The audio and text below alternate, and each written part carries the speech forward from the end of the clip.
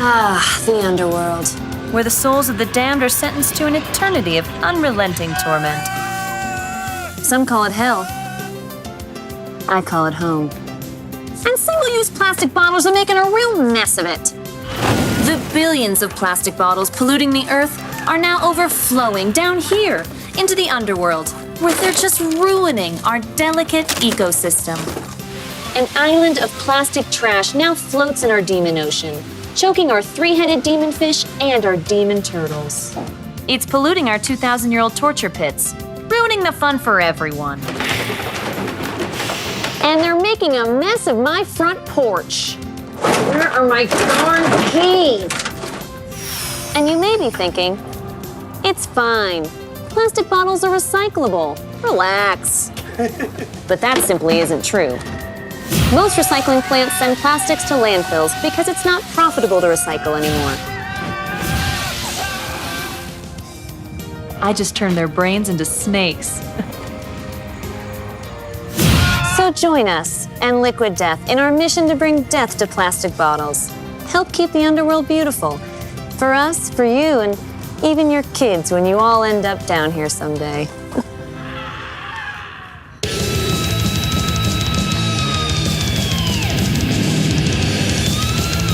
This is Satan from the Corpsepaint Show. We're very glad to have some special guests from Troma here. And I'm going to start by introducing Joe MANCO from Little Spark Films. Thank you, Joe. It's great to see you, man. Hey, buddy. Miss you. I'm glad you're doing well. So who did you get all arranged for us today, man?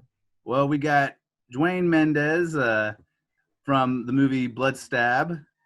And then we got AMICO from the Midnight Spook Show. Thank you for having me, gentlemen. All right on. So, guys, y'all are you're Troma alumni. Are you considered Troma alumni, or are y'all still in Newcomb High? DWAYNE, go ahead. You can start. Okay, you want me to get started? Yeah. Yeah, go for it. yeah, me, I'm a diehard Troma fan, and especially a diehard old school horror fan, 100% guaranteed. I love both horror and Troma. Troma for life, baby. So how was working on Blood Stab? You wrote that? You directed it? What did you do on that? I know you started in it. Yeah, I just started last year, earlier summer, because something in my mind that I wonder, something. Maybe it's time that I should start writing my own script and start making my own damn movies. That's what Uncle Lloyd said.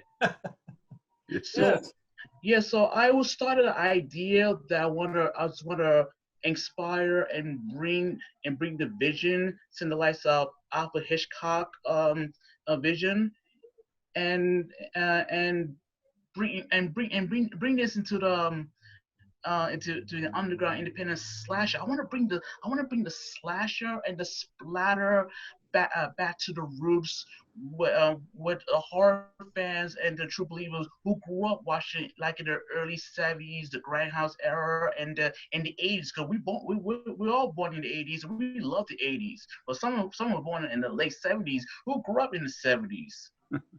Right on. So I've discovered recently that you're a pretty amazing artist. You do a lot of great illustrations. Did you also do like the graphic work, the poster design for Blood Stab? Yes, I did. Yes, I did. Because yes, I did the design of a Blood Stab, and I did some other design, some other production. Me and my other friends working in different production, like Shit House Production and some other production, and we work together. So I did some other design, but the design is really wicked. It's really wicked, very old school. But it looks cartoony, of my opinion.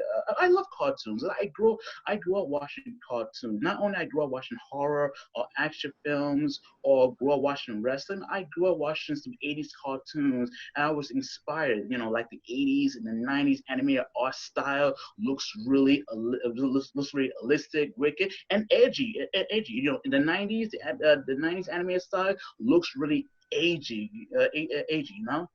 Yeah, I thought it looked great. I think it's pretty awesome, and that poster, the main one with the girl's face, is what I like to put on the promotional material for everything. It's a great design.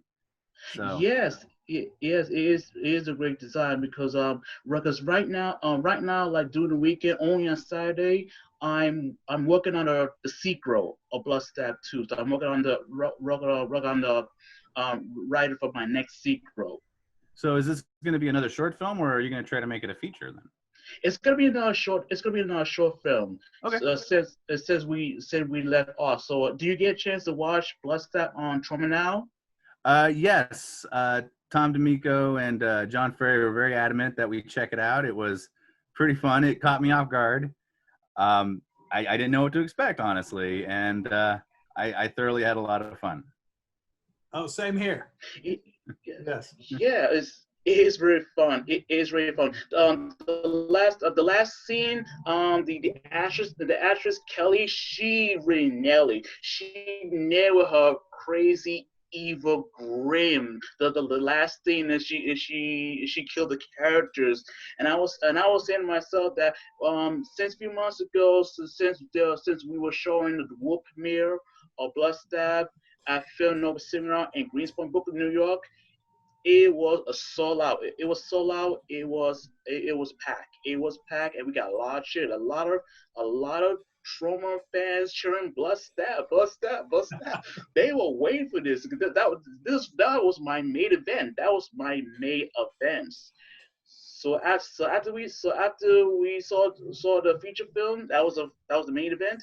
We were having the Q&A. So we was having a Q&A, and there's a guy that there was a guy, well, a very good friend of mine. We worked together from Shakespeare Shitstorm. We're gonna get to that just for a moment. He was asking that, are you gonna do the sequel of another Blood Stab 2? So I about to ask the cast member that if they want to come back, and they say, yeah, they want to come back. So okay, so it's official, but you know what got him? Who got the idea to force me to do the prequel and do the sequel? My good friend of mine, John Bellin. John Bellin is one of my favorite persons. He's one of my good friend of mine. He's working with Joe Barbalis now, and he told me about the story that you should bring it back. You should bring back the characters and write the whole story. Write the whole story. Flesh it out some more. Yeah, exactly. They want to know why that gorgeous girl killed these two couple. Why is her background? What is her issue? And you're gonna about to find out in the future, and she'll tell us the whole story. Yeah. And why she become a crazed psychopath.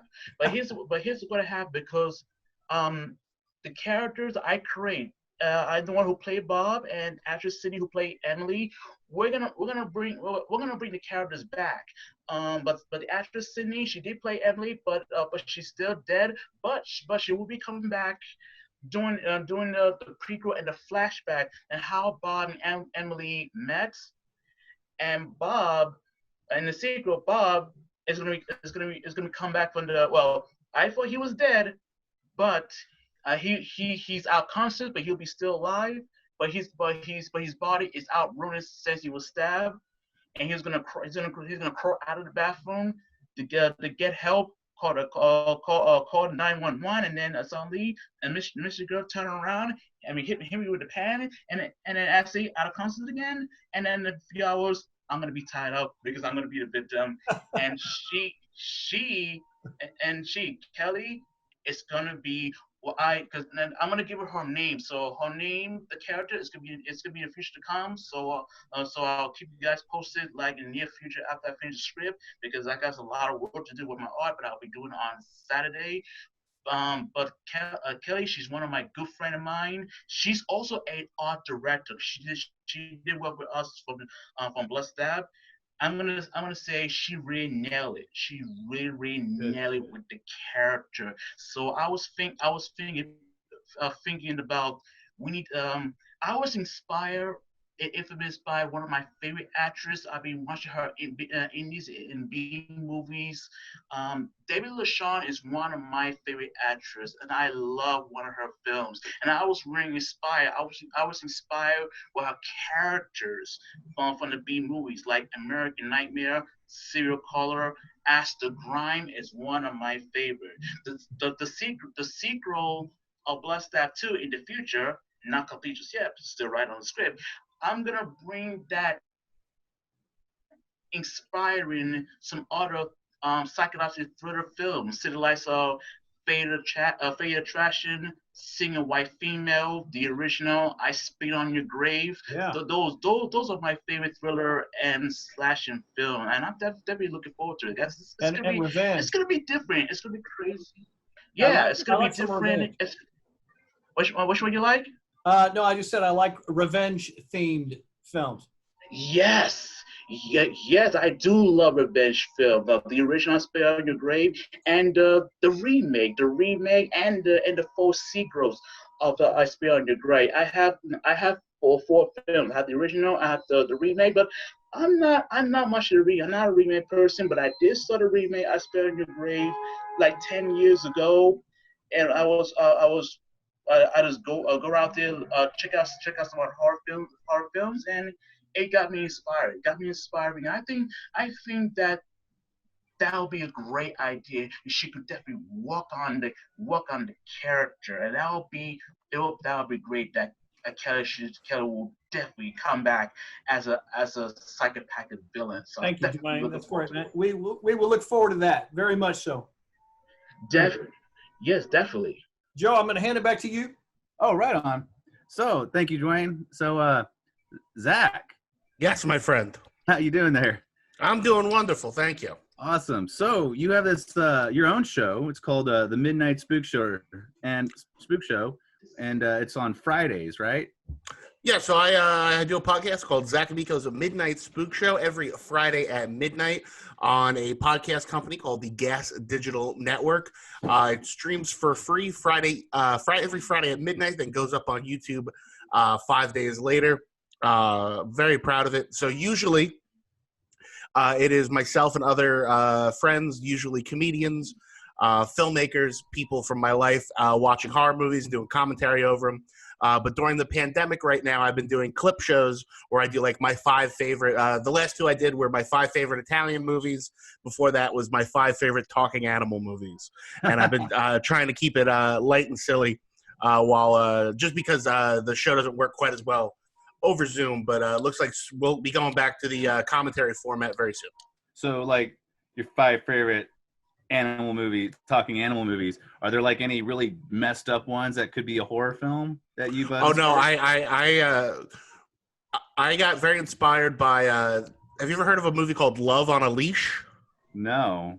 Love on a Leash is on Amazon Prime, and it is an hour-and-a-half rom-com about a woman who's in love with a dog who's used to be a guy. He got transformed because of a curse.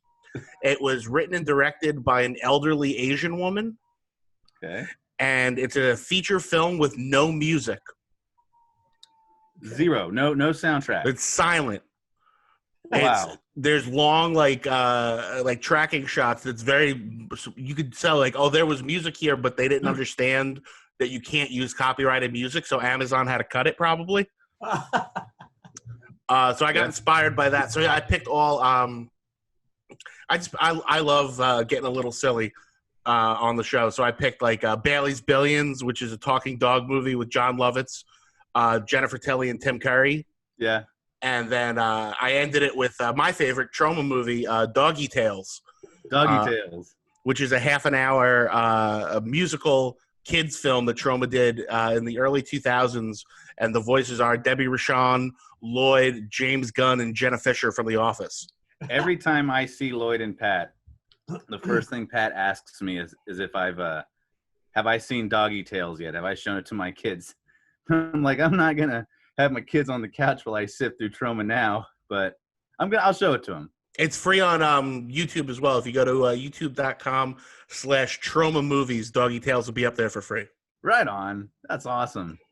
But anyway, yeah, Toxic Crusaders, all that stuff is amazing. Seriously, like I can't get the kids to turn off Toxic Crusaders. It's fun. So, do you ever put mix your wrestling career in with your spook show, Midnight Spook Show? I've had some people from my wrestling company on the show before. For people that are just tuning in, I work for a wrestling company called Catalyst Wrestling, CATALYST. We recently rebranded, and we're going with a new creative direction.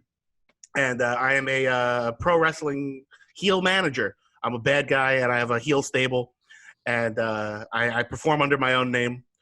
But yeah, I do mix it up, and I actually work on the creative side. I'm on the writing side, and I direct some of the segments. So it is an extension of my my movie career, so to speak. I've seen some of the photos that you post from your matches, and they look pretty brutal.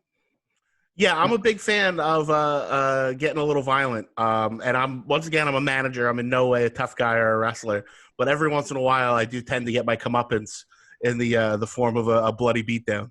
Okay. So do you guys does your company ever travel and do other cities, or do you stay pretty? We mostly work the tri-state area. We recently did a set of tapings in Nashville. Uh-huh. And if we continue on the trajectory that we are on, we look to be traveling somewhere within the next year. And hopefully we'll be doing tapings in a few different parts of the country. Awesome. So these we can watch those on YouTube, or you have them on all our episodes are up on YouTube. We're on the Fight Network, the Fight app, FITE, and the same company that my podcast is on, the Gas Digital Network. All of our episodes are also up on that. And if people would want to subscribe, it's gasdigitalnetwork.com. You can always use the promo code ZAC, ZAC, get yourself a month free trial. Awesome. So like you and DWAYNE know each other from Troma pretty well. What movies did y'all work on together? DWAYNE and I have been friends for going on about 10 years. We originally met at something called the New York City Zombie Crawl, which is a bar crawl through New York City that is run by my best friend, Doug Sackman, who is Troma's former head of production. So DWAYNE and I have been attending that for a number of years. And then, we got DWAYNE to finally grace us with his acting prowess in Shakespeare's Shitstorm, which should be coming out in the next few months. Awesome. It's a sick trailer.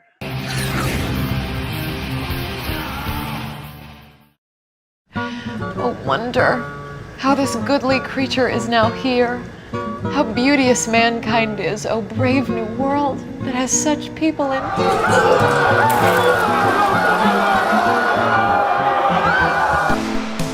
All these years I've been planning my revenge against Avon Bard and all the world. We don't care about these people's well-being. We just want to get them hooked and sky high. Then have them repeat until they up and die. It's whales. It's time to fuck shit up.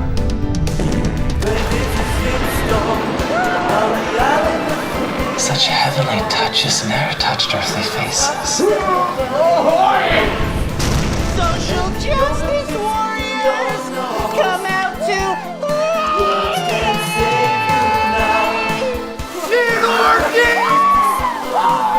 suck my balls.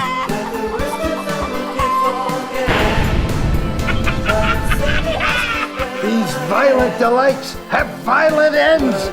Here's Crossbow.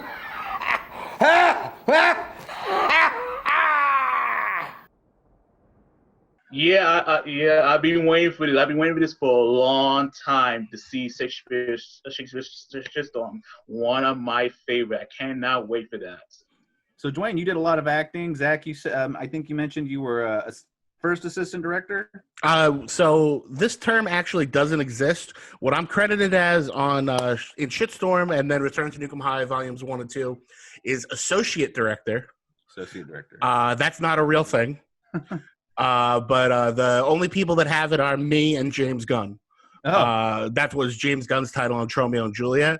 So that basically means that I kind of I got to go to a directing boot camp under one Lloyd Kaufman. And so Lloyd usually stays near the set, and in the morning we'll do all the rehearsals, get all the shots set up, and then he gets there. So I directed a lot of the rehearsals, and I actually have a writing credit on Shitstorm as well. I did some punch up on the script and added some jokes. Right on. So you sorry, Jay? What, Jay? No, I was just going to say sort of like a master's apprentice. Yes, that's very much that's what we were going for, and I hope it works out. And he was very, very on, especially on Shitstorm. He really let me take the reins on quite a bit of the production. Awesome.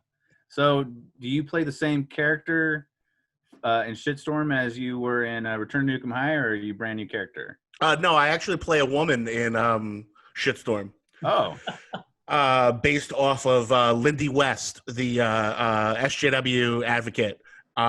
So all my scenes in Shitstorm, I break the fourth wall and talk directly to the camera about how the movie's not funny. And I hate it. So, because there's a running theme in the movie of SJWs protesting.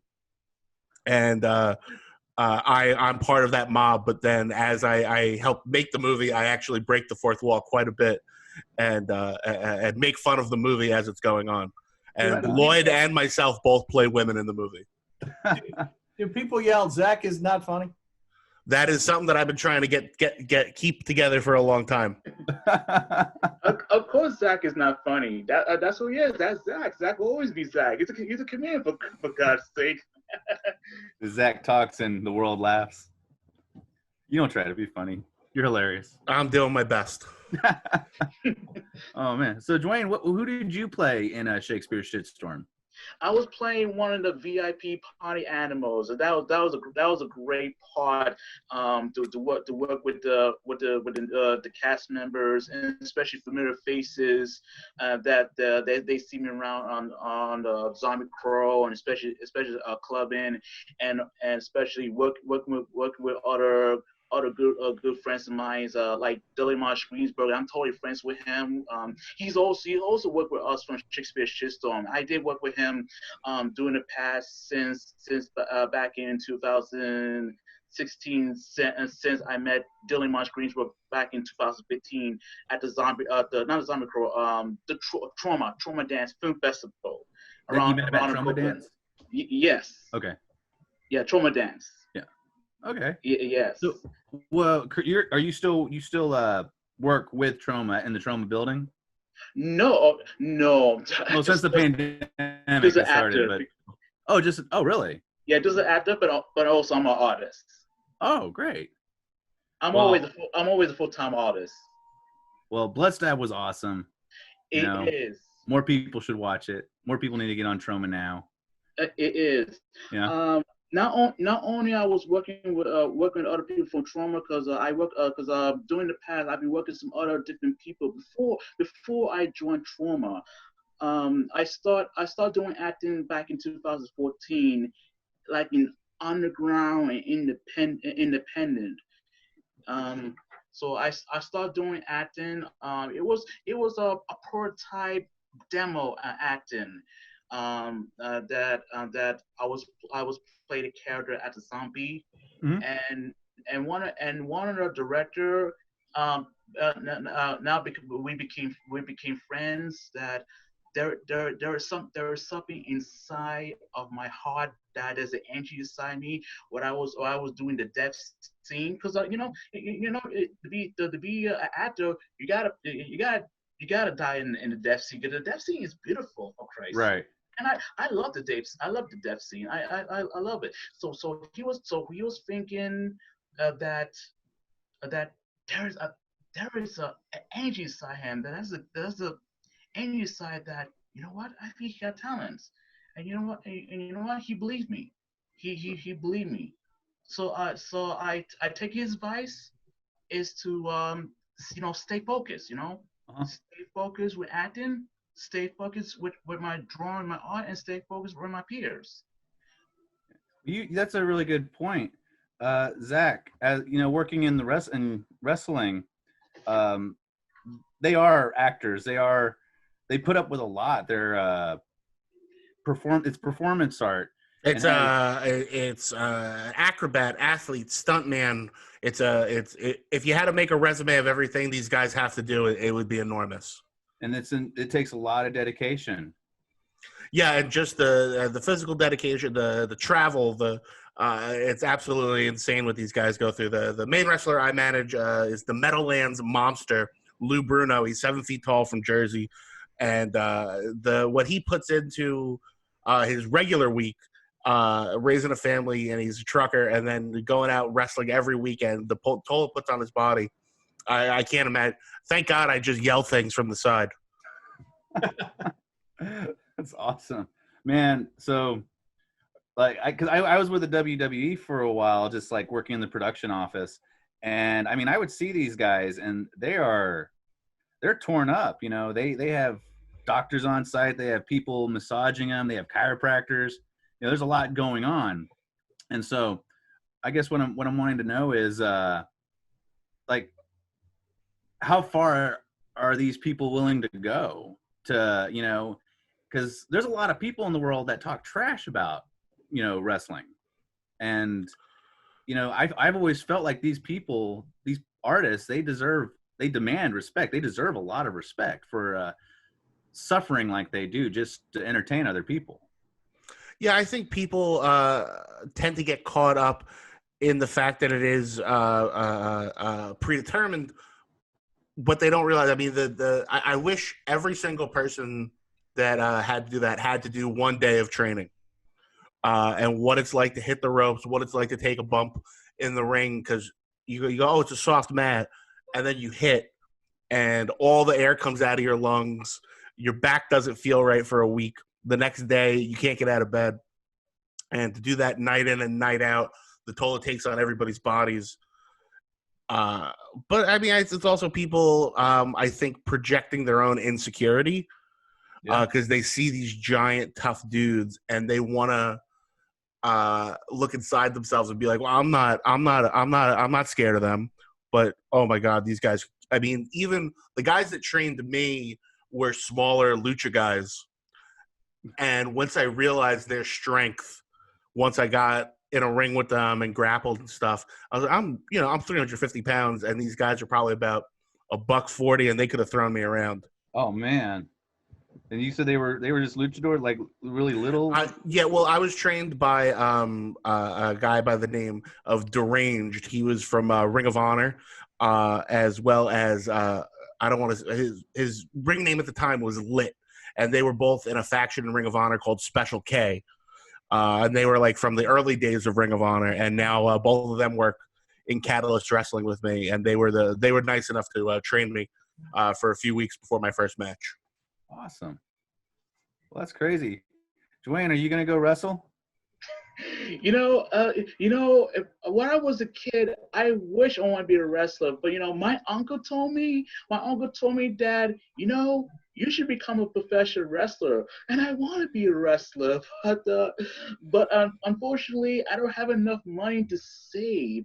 But if I save more like $800, maybe I should start training as a professional wrestler. Maybe I'll go to Johnny Ross's school and train because I was dreaming to become a professional wrestler, because I grew up watching wrestling. I grew up watching wrestling in the matter of the 80s, because I grew up in the 80s. And when I was like 4 or 5 years old, I started watching WWF wrestling and the NWA wrestling. So I watched the guys like Hulk Hogan, Randy Savage, Andre the Giant, the Iron Sheik, King Kong Bundy, Big John Studd, Junkyard Dog, Ric Flair, the World Warriors, Dusty Rhodes, Magnum TA. Those are the golden era of professional wrestler. They don't go to the ring and blah blah blah blah blah. They go out, they get in the ring, they kick some ass and do some moves, and that was wrestling was all about. What wrestling was cool. That's exactly I grew up. But in the 90s, the Attitude Era, oh my god, I gotta tell you. Well, wrestling was really prominent with me growing up too. In high school, I wanted to be on Tough Enough so bad, and I mean, I couldn't even get through ROTC. Until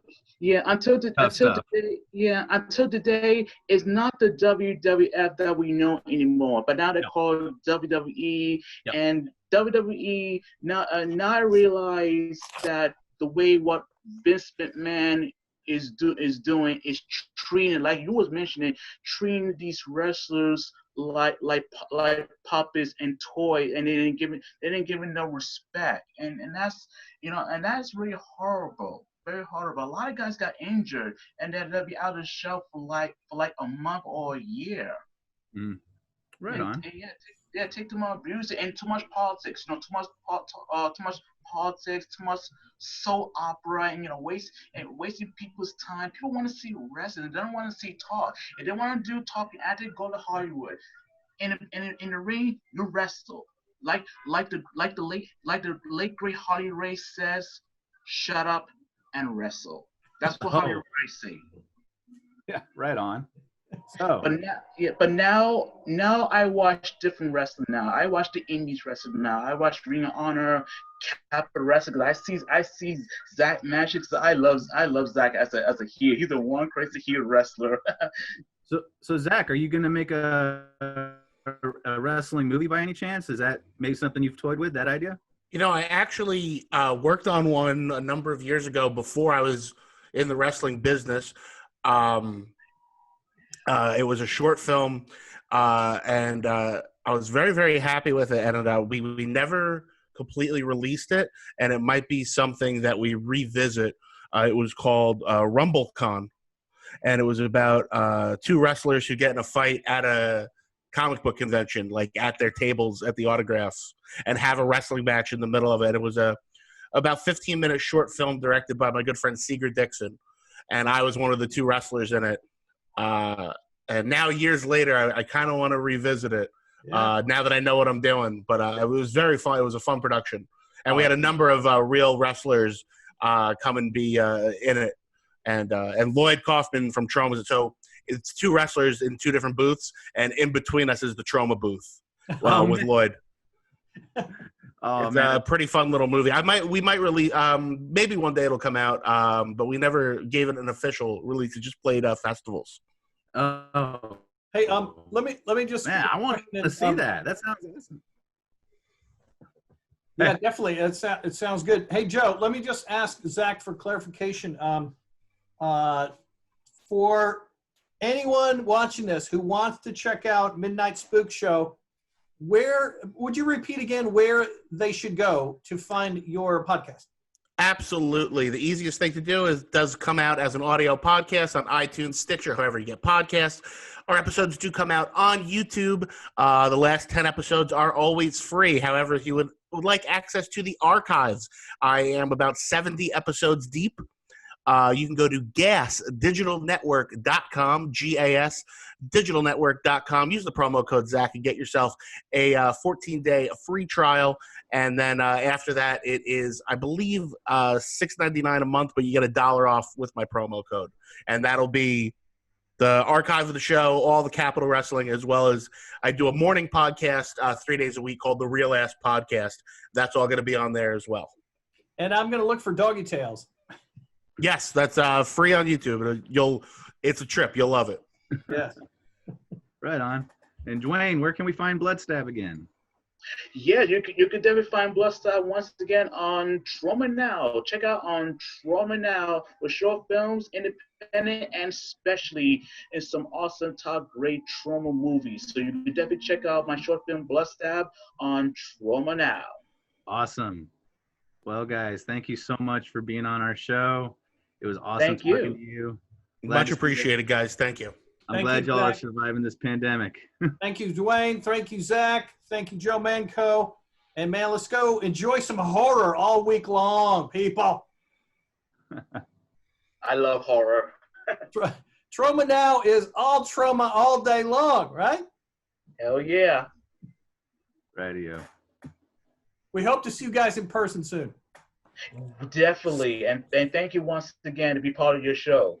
Thank you. Hopefully, once Shakespeare Shitstorm is ready to be released, we will go on tour with it, and I'll get to meet a lot of all these awesome people I've been doing press with. Sweet. Sounds great. Thank you, guys. Enjoy your evening. Yep. Thanks a lot. Take care. Take care, Zach. Take care, brother. We want you to elevate your life by going underground. By that we mean supporting independent art, independent music, independent print, independent movies.